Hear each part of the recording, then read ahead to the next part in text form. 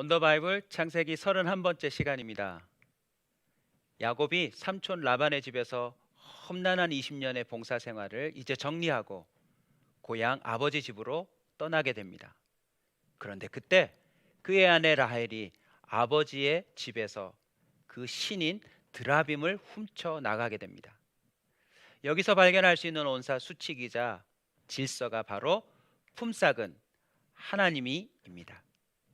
많은 사람들이 서로 속고 속이며 자신의 것을 취득하려고 하는데요.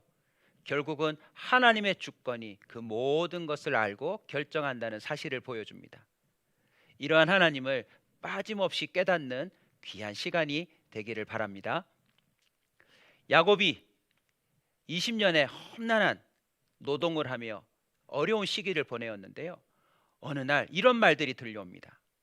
라반의 아들들이 하는 말인데, 이봐, 우리 야곱이 아버지의 소유를 다 빼갖고 이 모든 재물을 저렇게 모았다네. 그뿐이 아닙니다. 삼촌 라반의 안색을 본즉 전과 같지 않더라. 말이며 눈에 비춰지는 이 모든 것들이 야곱은 정말 속상한 일이죠. 특히 라반의 안색이 전과 같지 않았다라고 하는 이 표현은 그 원어의 의미를 보면 야곱과 더 이상 그의 얼굴이 함께하지 않았다라는 뜻이라고 합니다. 하나님은 지금 야곱과 함께 하시는데, 함께 살아가는 라반은 그 얼굴도 그 마음도 그 생각도 전혀 야곱과 함께 하지 않았다는 거죠. 여러분, 이런 집에서 어떻게 더 이상 살 수 있겠습니까? 야곱이 참 고민이 많았을 텐데요. 그때 놀랍게도 하나님께서 야곱에게 나타나셔서 말씀하십니다. 내 고향, 내 조상의 땅으로 돌아가라. 내가 너와 함께 있으리라. 아브라함이 갈대아 우르를 떠나 지금 있는 그 이삭이 있는 곳으로 갈 때는 막연한 땅이었는데요. 야곱에게는 조상의 땅으로 언급하고 있습니다. 하나님께서 아브라함, 이삭, 야곱 그 위에 이스라엘 백성을 인도하여서 약속의 땅으로 인도한다라고 하는 흐름을 또다시 한번 야곱에게 먼저 보여주시는 것이죠. 그리고 한 번 더 선포합니다. 내가 너와 함께 있으리라. 비록 라반의 얼굴은 그리고 그 형제들의 마음은 함께 있지 않았지만 하나님이 함께 있다라고 하는 사실을 다시 한번 확신시켜 주고 있지요. 야곱은 하나님의 음성을 듣고 사람을 보내어 두 아내를 부릅니다. 근데 여기서요, 라헬과 레아의 이름 순서 보십시오. 어느새 레아가 첫째가 아닌 라헬이 첫 번째로 나서고 있습니다. 야곱이 자신의 생각대로 라헬과 레아의 순서를 정하고 있음을 알 수 있죠. 뒤이어 나오는 이야기들 속에서도 야곱은 언제나 라헬을 앞세우고 있음을 볼 수 있습니다. 두 아내를 불러서 하나님께서 자신에게 말씀하신 내용들 뿐만 아니라 그 오빠들과 아버지의 이야기들도 전달합니다. 오빠들이 이렇게 얘기하더라. 그리고 당신의 아버지 안색이 이렇더라. 그대들도 알거니와 내가 힘을 다하여 섬겼지 않느냐. 야곱이 아내들에게요, 말하는 내용을 가만히 들어보면 이런저런 불평도 있지만 그 안에 하나님에 대한 신앙 고백이 있습니다. 하나님을 잘 알지도 못했던 야곱이 과연 하나님이 여기 계시다라고 했던 베델의 하나님으로부터 20년 동안 신앙이 자라고 있었던 거죠. 그 내용 여러분 놓치지 말고 계속 살펴봐 주세요. 나를 속여 품삯을 10번이나 변경했다라고 하는 당신들의 아버지, 그러나 하나님이 그를 막으셨고 나를 해치지 못하게 하셨다라고 말하고 있습니다. 10번이나 변경했던 그 품삯에 대해서도 아롱진 것, 검은 것, 얼룩진 것 기억나시죠? 사실은 하나님께서 당신들의 아버지의 가축을 빼앗아 내게 품삯으로 주셨다라고 고백하고 있습니다. 꿈에 하나님의 사자가 나타나서 말했다는 거죠. 라반이 내게 행한 모든 것을 내가 보았노라. 야곱은 참 속이 쓰리고 아픈 경험을 많이 했을 텐데요. 하나님께서 직접 말씀하셨습니다. 내가 다 보았다고요. 이 세상을 살아가는 저와 여러분이 사람의 안색을 살피기 전에 하나님의 안색을 살펴야 될 아주 중요한 이유가 여기에 등장하고 있습니다. 사람의 행위가 자기 보기에는 모두 깨끗하여도 여호와는 심령을 감찰하시느니라. 한 사람 한 사람 다 자기 입장에서 생각하지 않습니까? 자기가 옳다고요.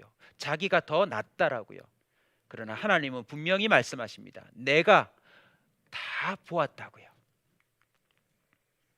나는 베델의 하나님이라. 네가 거기서 기둥에 기름을 붓고 거기서 내게 서원하였으니 지금 일어나 이곳을 떠나서 내 출생지로 돌아가라 하셨느니라. 하나님이 당신을 어떻게 소개합니까? 베델의 하나님. 야곱이 갈 바를 알지 못하고 떠나 사막 한가운데서 잠들었을 때 사닥다리를 내려서 하나님의 그 주권과 다스림을 보여주셨던 거 기억나시죠? 과연 하나님이 여기 계시거늘 내가 알지 못했다라고 했던 그 야곱이 하나님께 서원하고 여기까지 왔는데 20년 동안 그 하나님이 함께 해주셨다는 것이지요. 우리가 귀로만 듣고 막연히 알고 있는 하나님이 함께 하시고 역사하신다라고 하는 사실을 우리는 잊지 말아야 되겠습니다. 아버지가 우리를 팔고 우리의 돈을 다 먹어버렸으니 우리를 외국인처럼 여기는 것이 아닌가. 라헬과 레아도 야곱의 고백에 맞장구를 칩니다. 그들도 20년 동안 아버지의 행태를 볼 때 속상한 점들이 한두 가지가 아니었죠. 그리고 이렇게 말합니다. 이제 하나님이 당신에게 이르신 일을 다 준행하라. 이 부분이 매우 우리에게 주는 메시지가 큽니다. 야곱이 더듬더듬 알아온 하나님에 대해서 확신을 가지고 고백하자 하나님을 알지 못했던 그들도 이제 남편의 하나님을 따라 나서기로 결정했다는 것이죠. 야곱이 일어나 이제 아버지 이삭에게로 가려고 할 그때에 라헬이 해서는 안 되는 일을 범하고 맙니다. 그 아버지의 드라빔을 도둑질합니다. 이 드라빔이 무엇이냐고요? 그 당시에 가신이라고 합니다. 집에서 섬기는 신이지요. 그런데 이 드라빔은 단순히 신이 아니라 상속권을 넘겨줄 때 이 드라빔도 넘겨준다고 합니다. 그래서 그 집안에 누구든지 이 드라빔을 소유하고 있다는 것은 그 사람의 지위와 상속권의 보장을 말한다는 거죠. 라헬이 이것을 훔쳤다는 것은요, 참 안타까운 사실입니다. 조금 전만 해도 야곱의 하나님을 인정하며 그 하나님을 따라 우리도 함께 떠나겠다라고 표현했던 그가 이 드라빔을 상속권을 갖겠다라는 심정으로 아마 훔친 것 아닐까요? 야곱은 이 사실을 모른 채 온 가족과 함께 가만히 떠나게 됩니다. 삼촌 라반이 양떼 그 털을 깎는 틈을 이용해서 야곱은 가만히 떠났는데요. 3일 만에 그만 그 도망한 소식이 라반에게 들리고 맙니다.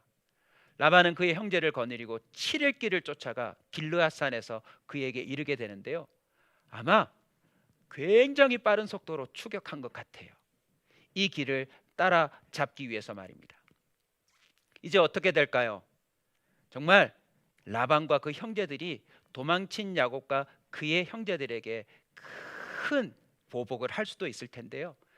밤에 하나님께서 라반에게 나타나십니다. 어떻게 해요? 꿈으로 말입니다. 그리고는 이렇게 말씀하시죠. 너는 삼가 야곱에게 선악간에 말하지 말라. 사실 라반은 지금 자신이 잘났다라고 생각할 텐데, 자신이 지금 심판자라고 생각할 텐데 하나님은 선악간에 말하지 말라라고 말씀하십니다. 많은 사람들이 선악간에 묻고 따진다면 항상 자기가 억울하고 피해자이고 자신이 훨씬 옳다라고 생각할 텐데요. 하나님의 이 말씀 우리도 똑같이 꿈이 아니라 현실 가운데 들었다 생각하고 가슴에 새겨야 되겠습니다. 삼가 선악간에 말하지 말라. 라반이 야곱에게 이르러 네가 어찌 나를 속이고 이렇게 하였느냐고 속상한 이야기를 털어놓습니다. 그리고는 이렇게 말하죠. 내 딸들을 내가 인사도 할 수 있고 내 손조들에게 입맞춤도 할 수 있는데 어떻게 이렇게 갑작스럽게 가만히 떠났느냐. 섭섭하다. 마치 장인어른으로서 아버지로서 할아버지로서 매우 넓은 마음을 표현하는 듯이지만요. 29절에 그 본심이 드러납니다. 내가 너를 해할 만한 능력이 내 손에 있으나 사실은 마음 가운데 보복하고 싶은 마음이 있었나 봅니다. 근데 너희 아버지의 하나님이 어젯밤에 나타나셔서 선악간에 말하지 말라라고 솔직히 고백하는 것이죠. 아마 하나님의 나타나심이 매우 어미하게 그에게 느껴졌나 봅니다. 이제 내가 내 아버지의 집을 사모하여 돌아가는 것은 인정한다, 옳다. 그러나 어찌 내 신을 도둑질하였느냐. 하나님 때문에 선악간에 말하지 못하며 따지지는 못하지만 명백한 도둑질에 대해서는 따져 묻고 싶은 거죠. 그리고 그 드라빔을 돌려받고 싶은 것이었습니다. 야곱은 이 사실을 모르기 때문에 삼촌에게 말을 하죠. 그 신이 누구에게서도 찾든지 그는 살지 못할 것이요 발견되거든 가져가십시오. 라헬이 도둑질했다는 사실을 깜짝같이 모르고 있습니다. 여기서 또 하나 우리가 스토리를 알고 있으니 결코 놓치지 말아야 될 것이 있죠. 야곱은 삼촌에게만 속은 게 아닙니다. 지금 자신의 아내 라헬에게도 지금 속고 있는 것이죠. 그래서 많은 사람들이 자기 생각이 옳다, 자신의 판단이 옳다라고 말할 것이 아닙니다. 선악간에 말할 수 없는 것들이, 서로 숨겨놓은 것들이 너무 많기 때문에요. 사람은 그것을 100% 확신하여 판결할 수 없다는 것입니다. 삼촌 라반은 야곱의 말대로 하나씩 뒤지기 시작합니다. 제일 먼저 야곱의 장막, 그 다음에 레아의 장막, 이제 라헬의 장막을 뒤지는데요. 라헬은 낙타에 앉아서 내려오지 않습니다. 왜냐고요? 그 드라빔을 낙타 안장에 숨겨놓고 그 위에 앉아있기 때문입니다. 아버지에게 이런 핑계를 대죠. 제가 마침 생리가 있어 아버지에게 인사하지 못합니다. 노하지 마소서. 라반은 그 드라빔을 결국 찾지 못하고 실패하게 됩니다. 그러자 야곱은 노하여 라반을 책망합니다. 삼촌, 내 허물이 무엇입니까? 내 죄가 무엇입니까? 이제 그 심정에 담아놓았던 마음들이 폭발하는 것 같아요. 암컷들이 새끼를 베었을 때 낙태한 적이 있습니까? 혹시 짐승이 찢기거나 도둑질 당했을 때 내가 모든 걸 스스로 보충하지 않았습니까? 낮에는 더위, 겨울에는 추위를 무릅쓰고 눈 붙일 겨를도 없이 내가 20년 세월을 보내었습니다. 자, 여기서 우리 그리스도인들이 또 하나님이 함께 하신다라고 하는 의식을 조금이라도 갖고 있는 그리스도인이라면 야곱의 삶을 또 온사수직으로 가질 필요가 있습니다. 상징적으로 이렇게 표현하고 싶네요. 스스로 보충, 스보. 하나님께서 우리와 함께 하신다는 사실을 알고요, 누군가가 손해보고 누군가에게 피해가 끼쳐졌을 때 그 책임이 나에게 있다면 그것을 스스로 보충하는 삶을 살 필요가 있습니다. 한마디로 성실한 거죠. 어디를 가서든지 저와 여러분이 누군가의 것을 축내고 또 빼내고 속이고 숨기는 자가 아니라 스스로 보충할 수 있는 성실한 그리스도인이 되었으면 좋겠습니다. 그의 이야기는 더 이어집니다. 두 딸을 위하여 14년, 외삼촌의 양떼를 위하여 6년. 왜 20년인지 이제 아시겠죠? 딸들을 얻는데 삼촌이 세상에 바가지를 씌워서 노동의 대가로 가져간 거죠. 딸들이 왜 아버지가 우리를 팔았다라고 했는지 이해되시죠? 결혼을 거래로 무려 7년 동안이나 야곱을 부려먹은 것입니다. 나머지 6년 동안 삼촌의 양떼를 기르면서 아롱진 것, 얼룩진 것, 그리고 검은 것을 통하여서 야곱이 재산을 모을 수 있었던 거죠. 야곱은 여기서 또 하나님을 빼놓지 않습니다. 우리 아버지 하나님, 아브라함의 하나님, 곧 이삭이 경외하는 하나님이 나와 함께 계시지 아니하셨다면 삼촌은 나를 빈손으로 돌려보냈을 것입니다. 그 하나님께서 나에게 이렇게 품삯을 챙겨주신 것입니다. 여러분, 매우 감동적이지 않습니까? 드디어 할아버지의 하나님, 우리 아버지의 하나님이 자신과 함께 한다라고 하는 확신으로 신앙은 고백을 하고 있는 것이죠.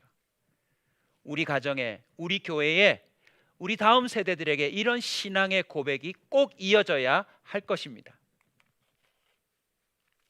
할 말이 없는 라반은 이제 야곱에게 오라고 합니다. 그리고 나와 언약을 맺고 그것으로 너와 나 사이에 증거를 삼자고 합니다.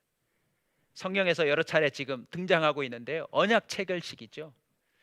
이 돌을 세우는 것은 땅의 지경을 결정하거나 중요한 언약을 맺고 증거로 삼았다고 합니다. 돌무더기를 쌓아놓고 라반은 이렇게 말했습니다. 여갈사 하두다. 똑같은 것을 보고 야곱은 갈레시라고 했는데요, 의미는 똑같습니다. 증거의 돌무더기. 여갈사 하두다는 아람어이고 야곱은 자신의 민족의 언어인 히브리어로 갈레시라고 표현한 거죠. 그런데 라반은 여기서 한마디 더 표현합니다. 여기는 미스바라. 미스바 뜻이 뭐냐면 망대, 전망대라는 뜻입니다. 한마디로 이 증거가 우리 서로의 사이를 살피는 그런 망루 같은 역할을 할 거라는 거죠. 우리가 서로 떠나 있을 때에 여호와께서 나와 너 사이를 살피시옵소서. 이 광경에 대해서 어떤 책을 보니 이렇게 돼 있더라고요. 라반, 너나 잘하시오. 하여튼 그가 언급했던 미스바도 기억하십시다. 성경의 지명으로도 또 나올 테니까요. 우리가 서로 떨어져 있지만 항상 우리의 중심을 누가 살핀다고요? 하나님이 살피실 거라는 것이죠. 우리의 행동, 우리의 판단, 우리의 움직임요. 결국 돌무더기를 쌓아놓고 이들은 언약을 맺은 다음에 서로 언약 체결시키기 위해 의뢰에 갖게 되는, 함께 음식을 나눈 식사를 하고 다음 날 그들은 떠나게 됩니다. 야곱은 이제 아버지 집으로 돌아가게 되고요. 비록 우리 주변에는 돌무더기가 없지만 이 성경 말씀을 우리의 근거로 삼아 히브리서 12장 1절을 여러분은 꼭 기억했으면 좋겠습니다. 우리에게는 무엇이 무더기로 있나요? 허다한 증인들입니다. 어떤 증인들입니까? 야곱부터 시작하여서 이스라엘의 하나님, 그 지존자는 거짓이나 변개함이 없다라고 하는 것입니다. 비록 사람들에게는 그런 일들이 비일비재하지만 하나님만큼은 변개하지 않으신다는 것이죠. 약속하신 것은 반드시 지킵니다. 베델의 하나님이 어떻게 야곱의 인생 20년을 함께하며 지켜주셨는지 우리가 오늘 보게 되었는데요, 우리는 여기서 품삯은 하나님이라고 하는 온사 수칙을 통하여서 다시 한번 새기고 마쳤으면 좋겠습니다. 여러분, 하나님이 절대 주권자이십니다. 하나님이 모든 것을 정확하게 다 보고 계시고 판단하십니다. 사람들은 서로 자신이 더 많이 가지려 하고 그를 위하여 다른 사람들의 것을 빼앗기도 하지만 하나님은 누가 성실한지 정직한지, 무엇보다도 하나님을 경외하며 신뢰하는지를 보시고 하나님이 그 사람에게 직접 품삯을 변개함 없이 챙겨주신다는 것이죠. 품삯은 하나님이 우리 온사 식구들의 평생의 온사 수칙이자 질서로 삼으실 때 저와 여러분의 평생에 우리의 증거도 무더기로 쌓이게 될 줄 믿습니다. 우리 다 함께 마지막으로 선포하고 마치겠습니다. 품삯은 하나님이